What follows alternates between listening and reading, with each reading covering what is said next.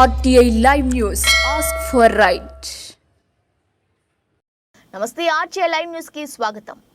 రోగులతో మాట్లాడి వారి ఆరోగ్య పరిస్థితులను అక్కడ అందించే చికిత్స తీరును తెలుసుకున్నారు. ఈ సందర్భంగా 100 పడకల కోసం నూతనంగా నిర్మిస్తున్న అదనపు భవన నిర్మాణ పనులు తనిఖీ చేశారు. ప్రభుత్వ వైద్యం ప్రజలందరికీ అందడంతో పాటు రోగులకు అన్ని మౌలిక వసతులు కల్పించడంలో భాగంగా నాడు నేడు నిధుల ద్వారా హాస్పిటల్ ని అభివృద్ధి చేసుకుంటామని అన్నారు. హాస్పిటల్ పరిసరాలను శుభ్రంగా ఉంచుకోవాలని సూచించారు. వైద్యులు సకాలంలో హాస్పిటల్ కు హాజరు కావాలని, రోగులకు మెరుగైన వైద్యం అందించాలని కోరారు. ప్రభుత్వ హాస్పిటల్లో వైద్యంపై ప్రజలకు నమ్మకం కలిగేలా వైద్యులు పనిచేయాలని తెలిపారు. ప్రభుత్వ హాస్పిటల్లో అందిస్తున్న వైద్య సేవలపై పెద్ద ఎత్తున ప్రచారం జరగాలని, అప్పుడే రోగులు ప్రభుత్వ హాస్పిటల్లో చేరి వైద్యం పొందుతారని అన్నారు. అందరికీ ఆరోగ్యం అనే నినాదంతో ముందుకు పోవాలని అన్నారు.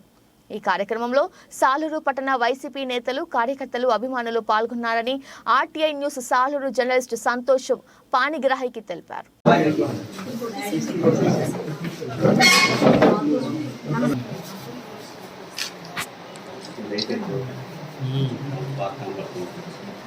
లైట్ పెట్టండి.